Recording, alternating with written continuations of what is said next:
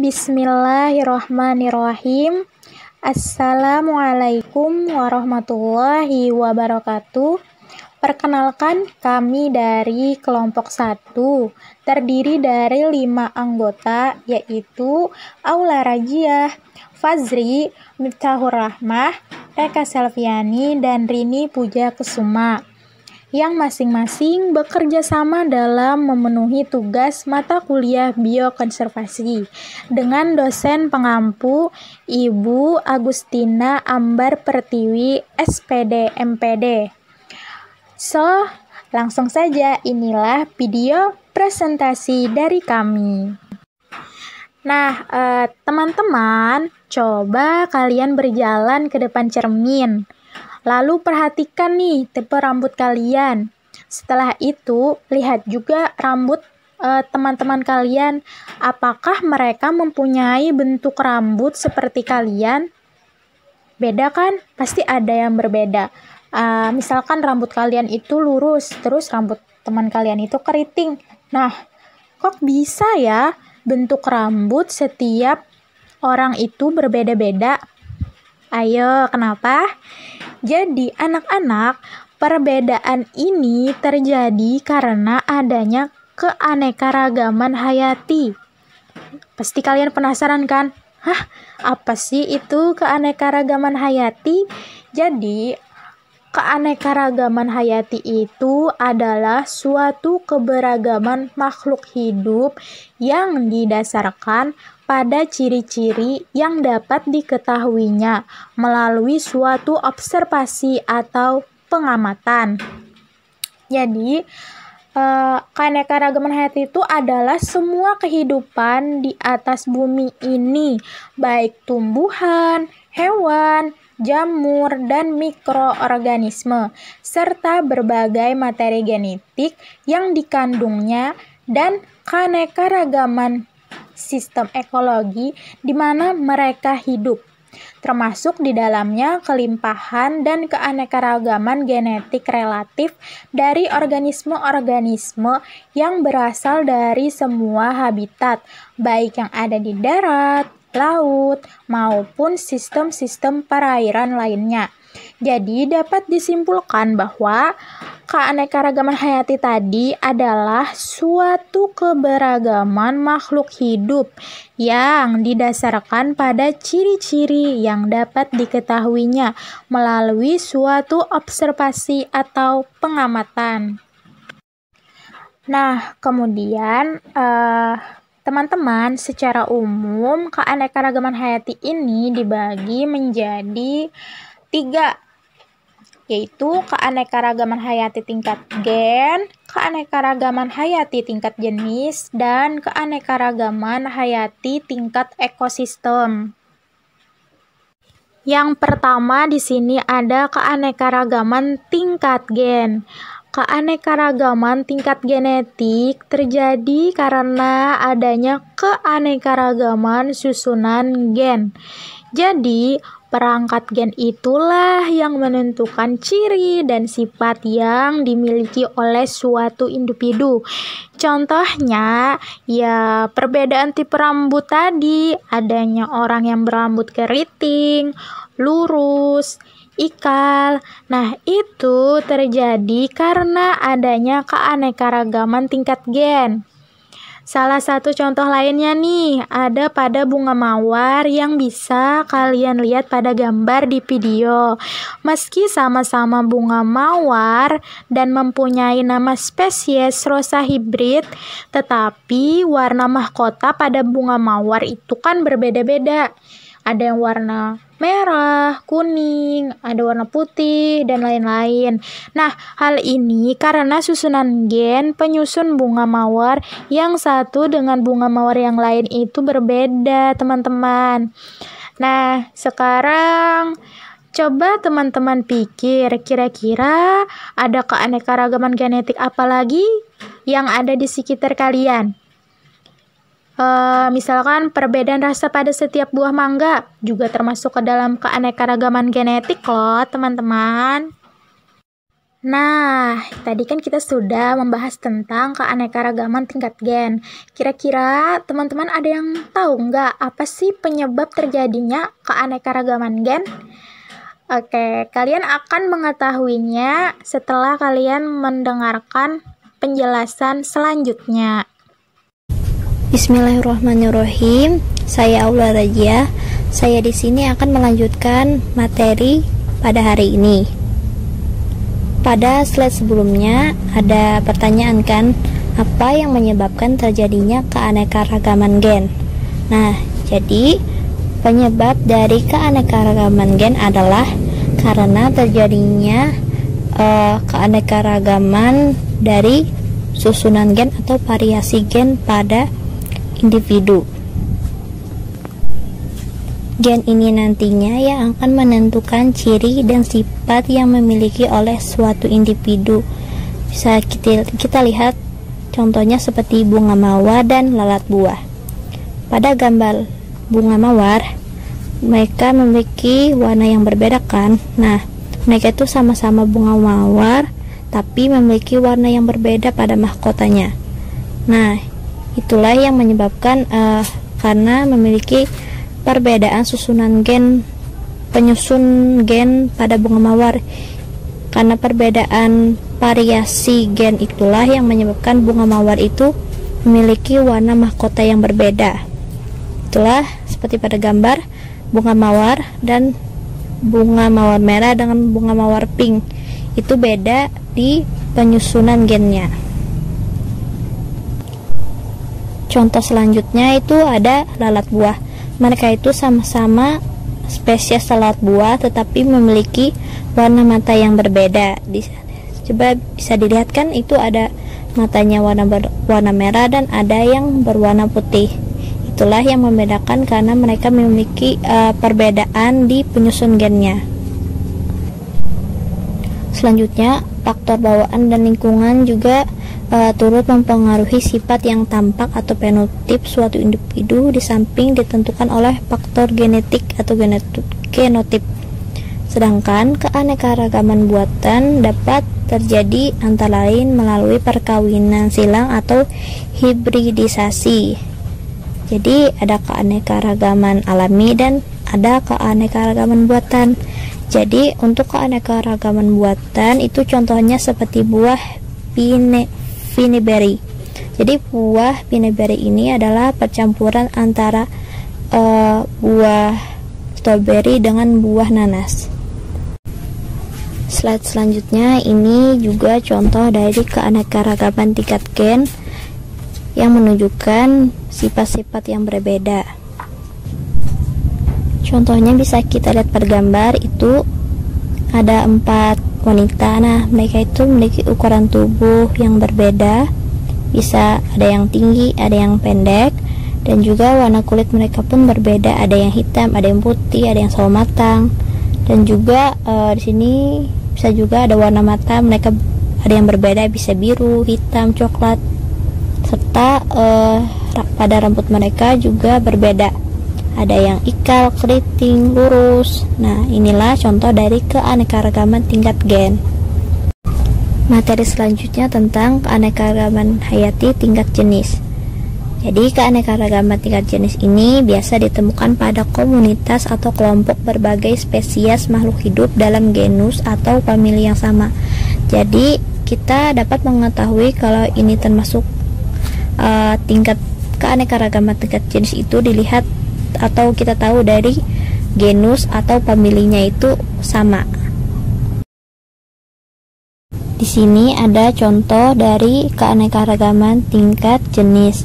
Contohnya dalam suku kacang-kacangan yaitu ada kacang tanah, kacang kapri, kacang hijau, dan kacang buncis. Nah, mereka itu sama-sama dari famili kacang-kacangan atau suku kacang-kacangan, tapi mereka memiliki ciri-ciri yang berbeda.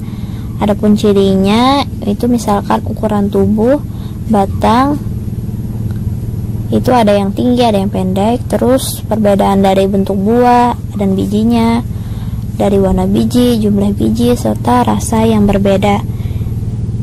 Itu juga termasuk keanekaragaman maksud saya salah satu dari contoh keanekaragaman tingkat jenis. Contoh lain dari keanekaragaman tingkat jenis bisa dilihat pada gambar, itu ada pohon aren, pohon kelapa, pohon pinang. Nah, mereka ini termasuk dalam famili Arecaceae atau famili palem-paleman. Mereka bertiga itu memiliki nama famili yang sama, namun habitatnya berbeda, dan untuk nama spesiesnya pun berbeda. Tapi kalau dilihat sekilas, mereka itu terlihat sama kan, sama-sama kayak palem-paleman juga, tapi kalau kita lihat lebih rinci, mereka itu berbeda, tapi termasuk spesies yang berbeda, tapi memiliki famili yang sama. Selanjutnya ada keanekaragaman hayati tingkat ekosistem. Keanekaragaman tingkat ekosistem adalah keanekaragaman, perbedaannya keanekaragaman habitat, komunitas, biotik, dan proses ekologi di biosfer atau biosfer darat atau lautan. Jadi di bumi akan ditemukan makhluk hidup lain, tidak hanya manusia. Semua makhluk hidup berinteraksi atau berhubungan erat dengan lingkungan tempat hidupnya. Keanekaragaman tingkat ekosistem itu contohnya ada tundra, ada gurun, ada laut, dan ada hutan hujan.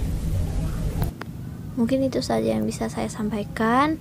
Materi selanjutnya akan dijelaskan oleh pemateri berikutnya. Baik, saya akan melanjutkan pembahasan mengenai apa yang menyebabkan terjadinya keanekaragaman pada tingkat ekosistem. Jadi penyebab yang pertama dikarenakan perbedaan letak geografis.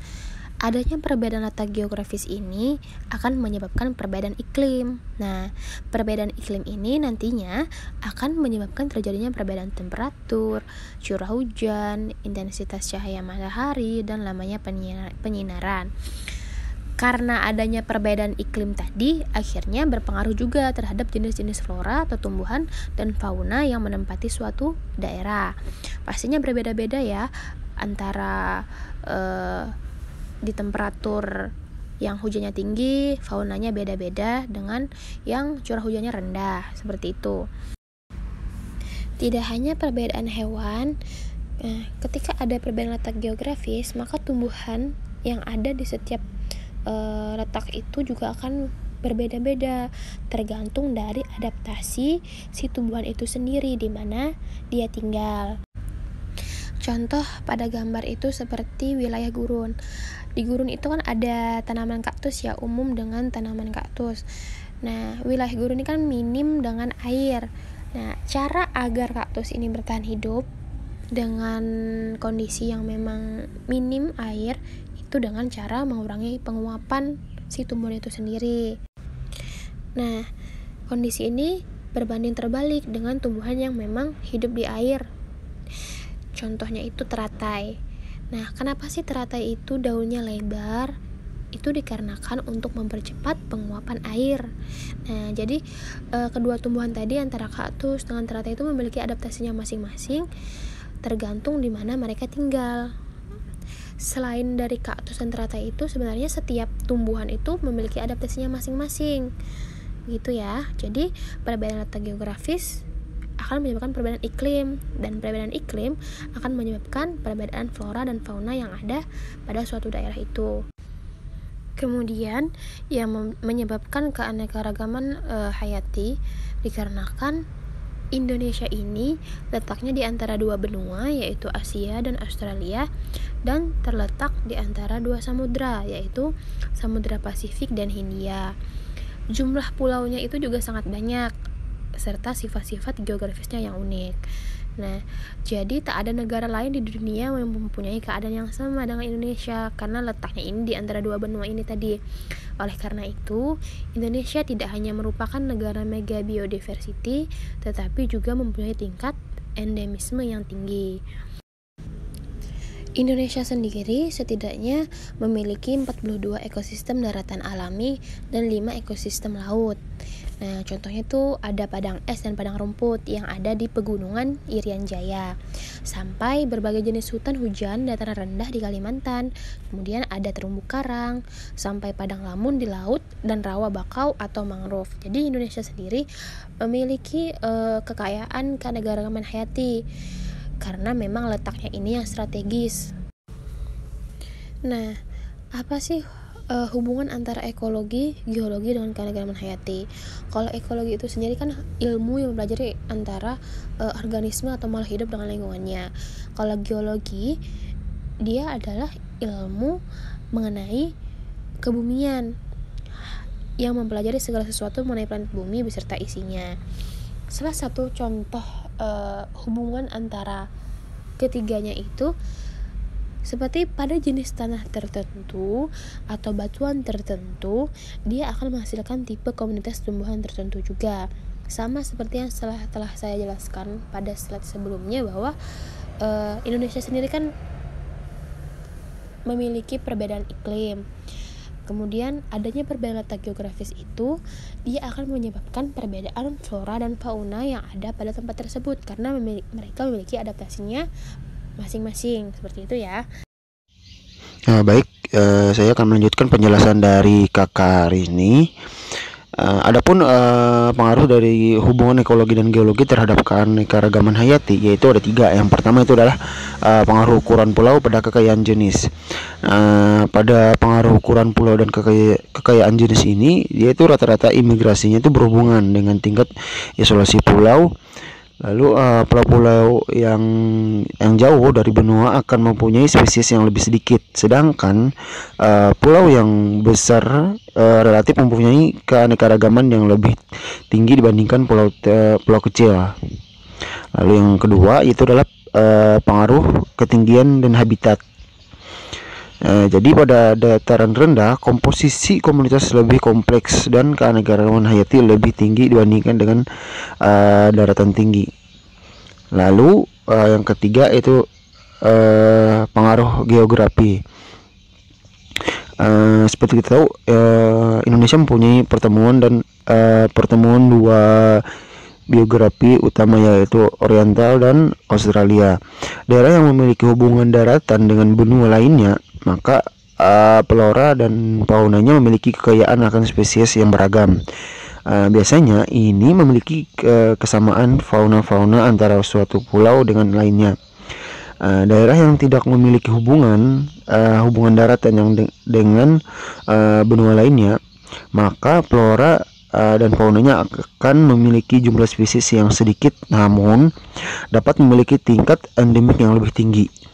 Oke, selanjutnya saya akan menjelaskan tentang manfaat keanekaragaman hayati. Apa saja sih manfaatnya itu? Yang pertama itu pada bidang pangan dan sandang. Nah, pada bidang ini pangan adalah merupakan salah satu hal yang wajib dilakukan seluruh makhluk hidup yang ada di bumi agar hidupnya terus berjalan. Menurut penelitian, negara Indonesia tercatat memiliki 400 spesies penghasil buah, 370 spesies penghasil sayuran, serta 55 penghasil rempah dan yang lainnya. Biasanya makhluk hidup khususnya manusia itu wajib memiliki energi yang cukup untuk melakukan aktivitas mereka. Jadi keanekaragaman hayati tumbuhan dan hewan itu harus memberi pilihan bagi manusia dalam memilih makanan jenis apa yang dibutuhkan. Selanjutnya manusia juga dapat memenuhi kebutuhan protein mereka dari hasil hewan, yaitu contohnya tuh seperti pada telur, daging, ikan, serta aneka hewan laut yang lainnya. Pemenuh gizi dan mineral juga akan didapatkan dari berbagai jenis buah dan sayuran juga seperti sayur bayam dan sayur jeruk. Tak hanya itu, susu dan air kelapa juga akan menambah asupan protein yang dibutuhkan oleh tubuh manusia. Selain itu, beberapa jenis kayu memiliki manfaat bagi kepentingan masyarakat Indonesia maupun untuk kepentingan ekspor. Misalnya saja kayu jati. Jika diekspor, maka kayu jati akan menghasilkan devisa bagi negara. Adapun beberapa tumbuhan juga dapat dimanfaatkan sebagai obat-obatan dan kosmetik. Tumbuhan yang kerap digunakan untuk bahan kosmetik biasanya itu adalah lidah buaya, pandan, dan aneka bunga seperti mawar dan melati. Selanjutnya ada manfaat keanekaragaman hayati pada bidang ekologi.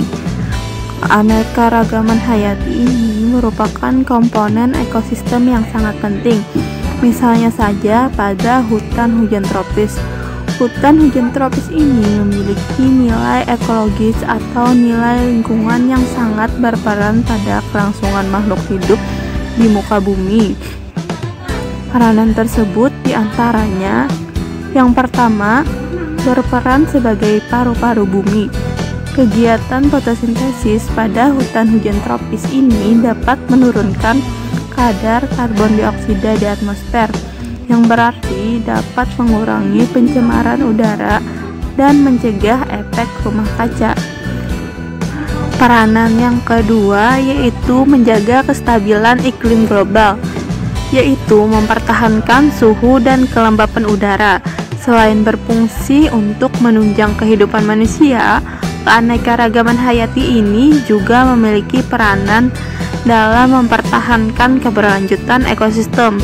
Masing-masing jenis organisme memiliki peranan dalam ekosistemnya. Peranan ini tidak dapat digantikan oleh jenis yang lain. Misalnya saja burung hantu dan ular di ekosistem sawah. Burung hantu dan ular pada ekosistem sawah ini merupakan pemakan tikus.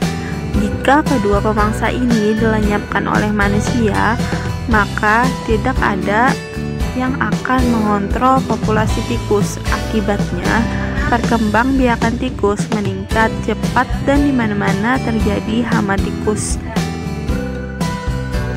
Selanjutnya ada pemanfaatan keanekaragaman hayati pada bidang farmasi.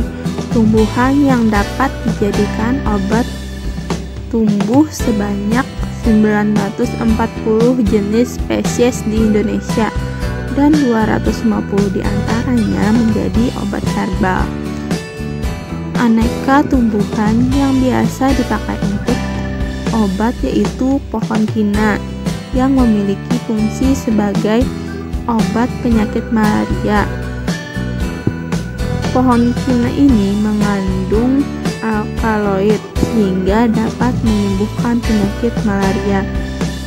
Selain itu, ada juga buah mengkudu yang memiliki peran sebagai penurun tekanan darah tinggi. Contoh lain yaitu madu yang dipercaya akan meningkatkan daya tahan tubuh siapapun yang mengkonsumsinya. Selanjutnya ada pemanfaatan keanekaragaman hayati pada bidang ilmu pengetahuan dan teknologi. Kekayaan aneka flora dan fauna sudah sejak lama dimanfaatkan untuk pengembangan ilmu pengetahuan.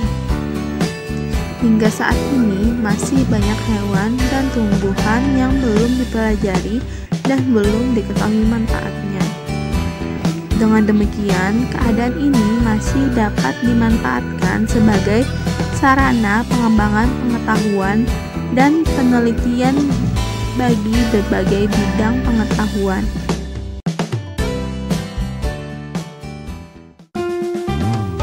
Sekian penyampaian materi tentang keanekaragaman hayati dari kelompok 1. Salah hilaf mohon maaf. Wassalamualaikum warahmatullahi wabarakatuh. Terima kasih.